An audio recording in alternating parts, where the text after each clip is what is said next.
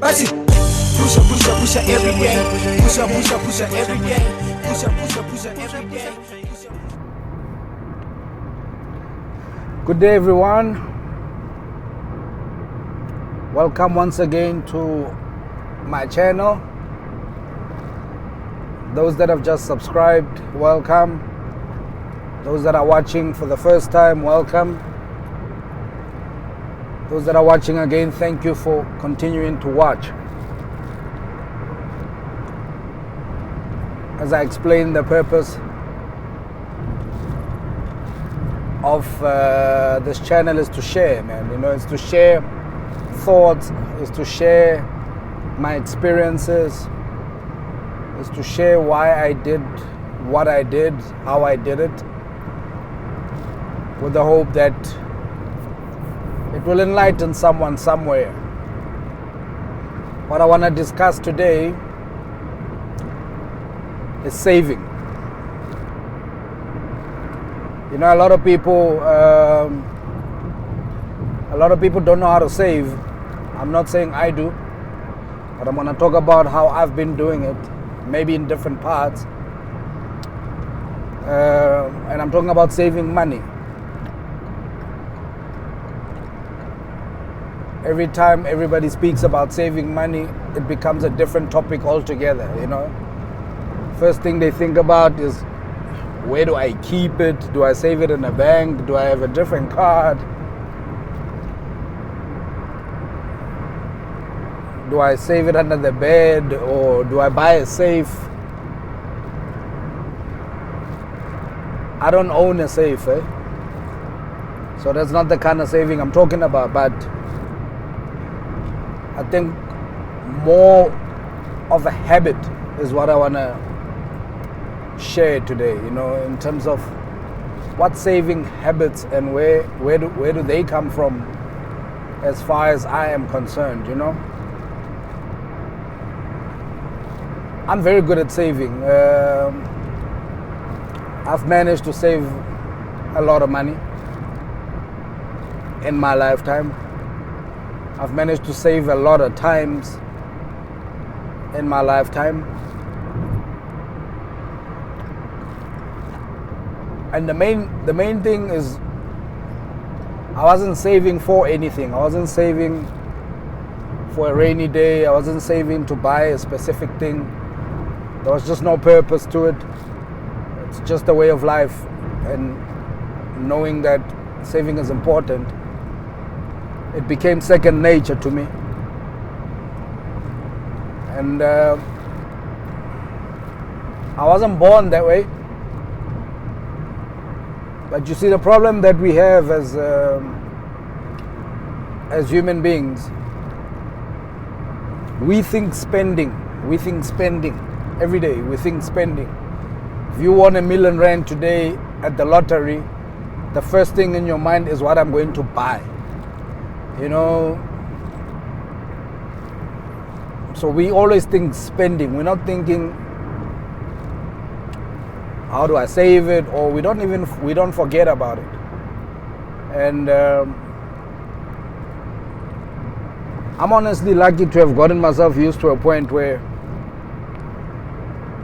even if there's a big transaction that hits my account, it's almost like nothing hit it. You know, I look at the text and move on. But let's rewind, as I always like to share my experiences. Let's rewind to where I think that comes from. You know, I remember when I was in my late teens.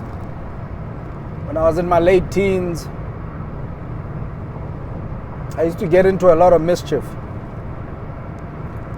As a young boy, and it used to bother my father, I reckon, like it would any good parent. And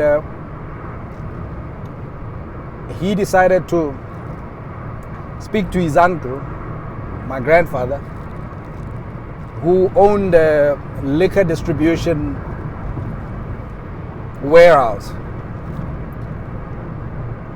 to hire me for the holidays, just to get me off the streets. And what this meant is that, and he agreed. So what this meant is that I used to work from the day the school closes till the day before or the night before the school opens the next day, you know. I used to work, I think it was 7 to 7, you know, from 7 a.m. to 7 p.m. Doing basic things, you know, sweeping the floors, packing pallets, offloading trucks, loading trucks for customers, sometimes going with the little vans to go deliver the liquor in the hood, you know. And this went on for quite some time, and he used to pay me. He used to pay me, I think he paid me once a week or something, but when everybody that was employed by him got paid, I also got my envelope, you know. And the money used to come in cash. And the interesting thing was that at that time, I mean, at that age, you want to be out with friends, you know, you want to be out to some more mischief, you know, you wanna be standing on the corner, you know, you wanna be, you know, you wanna be socializing, making girls, you know, that's what you wanna do at that age, you know. I think I was about 17. And when I was 18, you know, from about 16, 17, 18, it was me and my cousin that my dad got the job for, you know. So we used to work there, and by the time you knock off, trust me, you are exhausted. You're so exhausted, all you want to do is eat, shower, sleep, because the next morning it's on again. And I think it worked in terms of probably his intention of, you know, getting us off the streets, you know, keeping us busy and occupied by something constructive. And this used to happen even in December. You know, you can imagine in December you're a young guy, it's 16th December, it's Christmas Eve, it's Christmas Day, it's Boxing Day, it's New Year's Eve, it's New Year's Day, you're working. We used to work non-stop. None of those holidays we ever enjoyed as holidays while we were working there. To a point where I got used to it. You know, I got used to it. I knew that, look, I've got no holiday and it's a 7 to 7 unless it's some special public holiday where we have to close the warehouse maybe early or something like that. But there was just no break, man. There was just no break. And even after we've closed, there was stock take. You know, in the morning they stock take. You get things in order. We sweep. We clean. You know, we also clean before we knock off. So it was quite labor intensive. You know, there was not a lot of. It wasn't a computer work. You know, it wasn't a lot of fancy stuff thinking. No, you put on an overall and you went and worked. So that's the kind of work it was. So two things were achieved there. One, I got used to working non-stop. Secondly, I got used to not spending my money. Because, I mean, what time are you going to spend it? So whatever you get paid, you just leave it at home. Not because you want to save it, but where are you going to spend it? Where? So if you did take anything, you'd probably be something for lunch. And I mean, at that time, what do you eat for lunch? Quarter. Very cheap stuff, you know. So you didn't take a lot, you know.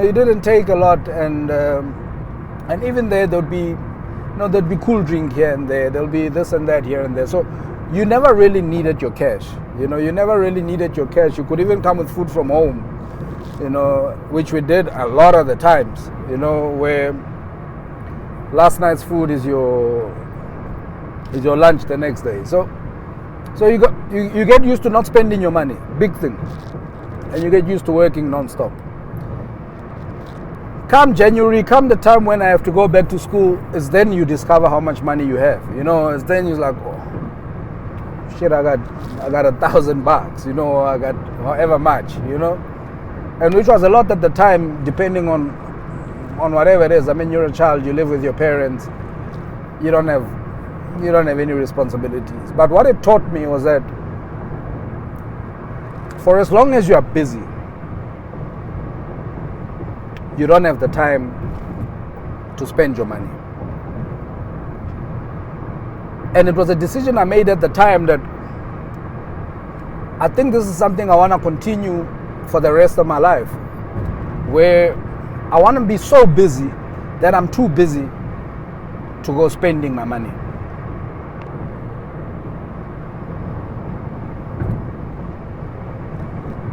You get that? Become so busy that you don't have time to go blow your money. I took it from there, and it's worked for me to this day. People always ask me, when do you ever take a break? When don't you get tired? Don't you what? I don't ever want to get used to not being busy. I know people used to say when I started my current business, people would be like, are you sure you're self-employed? Because, you're working as if you don't get there at a certain time, someone's going to be there shouting at you. I said, yeah, I'll shout at myself.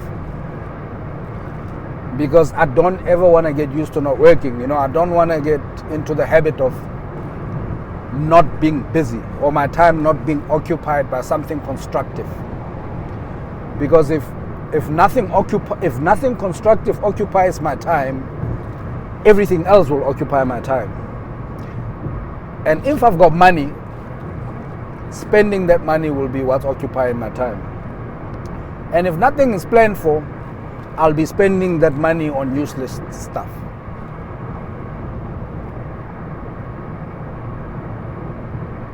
So get busy. If you're starting out in business and you got a bit of cash to start you off and you want to build it, I only spoke about one thing. I think I'll do another part where I speak about another money trait that I've got, that just keeps me going. But the first one is stay busy. Don't only respond when people you've emailed get back to you, or you get that call that you sent that email 5 weeks ago. No. Drop your emails, drop your messages. If you don't get any feedback, drop new ones to new people. Always make sure that you've got different prospects. That way it keeps you busy. Because you're a sales guy when you're a businessman. You're a sales guy when you're an entrepreneur. You're selling a service, you're selling a product. You've got no reason not to be busy. And if your sales strategy is not working, then you need to be busy refining it. But either way, you're busy. And trust me, when it starts coming, whether in drips and drabs, when it starts coming bit by bit, stay busy.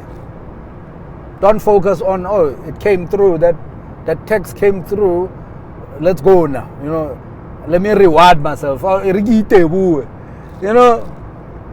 where you lose it. I'll celebrate one day. But that one day has not come yet. For now, I'm still staying busy and working. That's it for today. If you took anything from this, hit like, subscribe, tag a friend, whoever that you think might benefit from this message. Ciao.